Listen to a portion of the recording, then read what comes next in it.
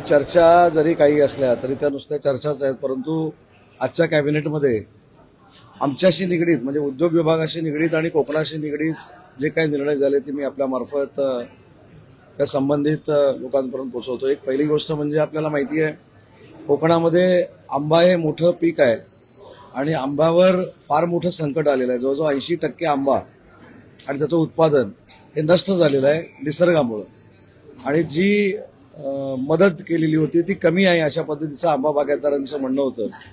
तर हा मुद्दा मी स्वतः कॅबिनेटमध्ये मांडला आणि त्याच्यावर मुख्यमंत्री देवेंद्रजी फडणवीस साहेबांनी आणि एकनाथ शिंदे साहेबांनी कृषी विभागाचे, फलोद्यान विभागाचे आणि फायनान्सचे अशा 3 अधिकाऱ्यांना निर्देश दिलेले आहेत की कोकणाला त्याच्यामध्ये आपल्याला वाढ करून द्यायची आहे, त्याच्यामुळे तो तातडीनं निर्णय घ्यावा अशा पद्धतीचे आदेश त्यांनी या 3 अधिकाऱ्यांना दिलेले आहेत. दुसरा विषय उद्योग विभागाशी निगडीत होता.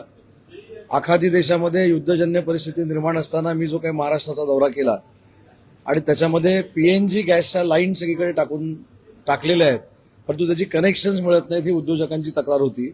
आज त्याच्यामध्ये मुख्यमंत्री महोदयांनी निर्देश दिलेत की 2 महिन्याच्या आत पीएनजीची कनेक्शन ज्यांनी मागितली, ज्यांनी पैसे भरलेले आहेत त्या सगळ्या उद्योजकांना देण्याचा निर्णय आजच्या कॅबिनेटमध्ये झालेला आहे.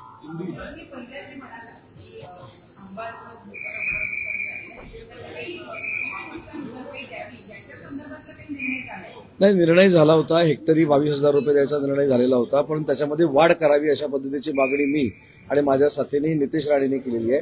त्याच्यामुळं नुकसान भरपाई अजून जास्त मिळाली पाहिजे ही आमची भूमिका आहे.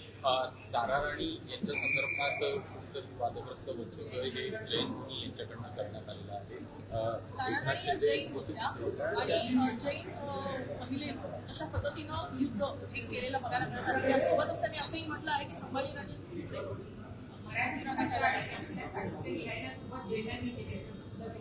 नाही, मला त्यांच्या वादविवादात्मक भाषेकडे वळायचं नाही, परंतु मराठी भाषेला अभिजात भाषेचा ज्यावेळी दर्जा मिळाला त्यावेळी 100% केंद्र शासनानं शिक्कामोर्तब केलंय की 750 वर्षापूर्वीची ज्ञानेश्वरांनी जी लिहिलेली ज्ञानेश्वरी आहे तो बेस पकडला, तुकारामांची गाथा हा बेस पकडला, छत्रपती शिवाजी महाराजांची, छत्रपती संभाजी महाराजांची मातृभाषा मराठी होती हा बेस पकडलाय.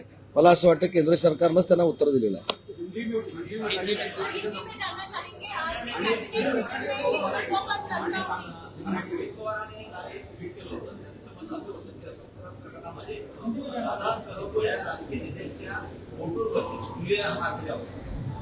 त्यांनी काय ट्विट केलं हे मी बघितलेलं नाही, परंतु ते ट्विट करताना त्यांच्याकडे तर पुरावे असतील तर त्यांनी मुख्यमंत्री महोदयांकडे द्यावेत, डीजींकडे द्यावेत, तिथल्या आयजींकडे द्यावेत, तिथल्या सीपींकडे द्यावेत, तिथल्या एसपींकडे द्यावेत, त्यांच्यावर कारवाई होईल.